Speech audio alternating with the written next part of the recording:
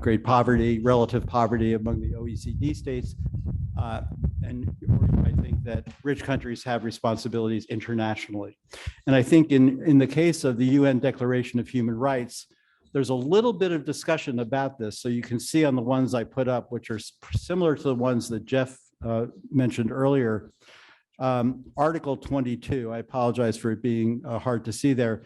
It says everyone as a member of society has the right to social security and is entitled to realization. That's the rights part, through national effort and international cooperation, and in accordance with the organization of resources of each state, which seems to relativize it to each state, of economic, social, and cultural rights indispensable for his dignity.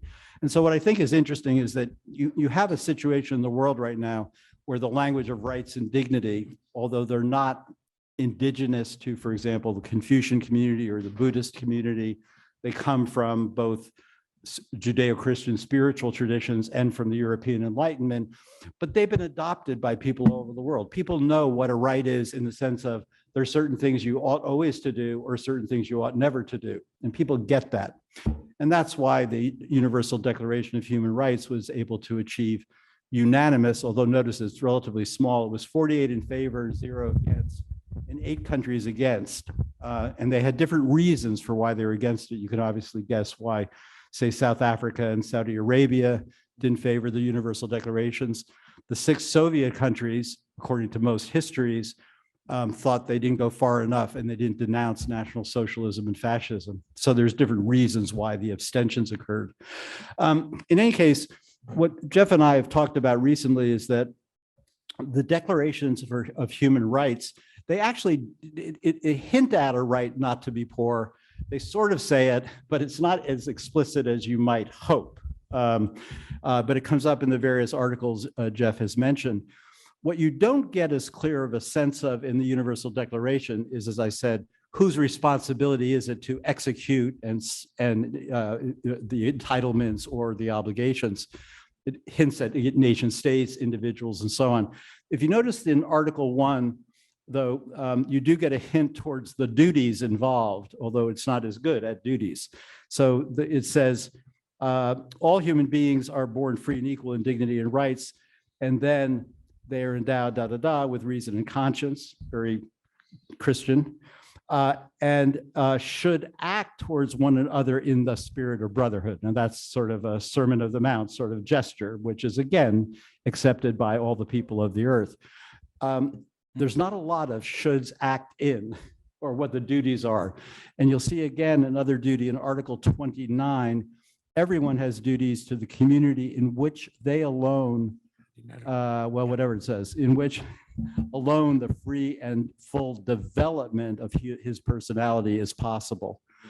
So that's interesting. There's a mention of a duty there, but the declaration needs work on the side of duties, and this is something that Jeff is interested in developing. Who has the obligations or the duties to do things going forward? I should say that there's some ambivalence in the UN Declaration because famously Article 17 emphasizes property rights. And we know that we shouldn't forget that there are libertarians and people of that persuasion who think, in fact, that property rights supersede, in some ways, obligations to give to others. And thus, according to certain philosophical terminology, giving to other people is nice, including to poor people, but it's supererogatory. It's above and beyond the call of duty. There's no strict obligation. We can't forget that that's a large constituency, at least in my country. I don't know. I hope it's not as broad in general as, but it's quite a popular position in America. And it justifies, in the name of a certain philosophical vocabulary, rights, a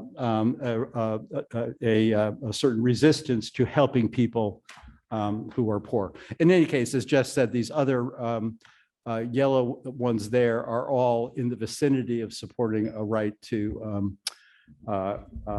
have poverty alleviated. And just in ending, Jesse, if you go to the next one. So what happened, and I agree with Jeff, that the Millennial Development Goals, which were also passed unanimously, and the Sustainable Development Goals, they both say number one, to eradicate extreme poverty and hunger is the main mission of the next 15 years. And if you go to the next slide, Jesse, just again to see it, it's interesting. This is in terms of the unforced agreement. The preamble to the SDGs says, we recognize that eradicating poverty in all its forms and dimensions, including extreme poverty, is the greatest global challenge and an indispensable requirement for sustainable development.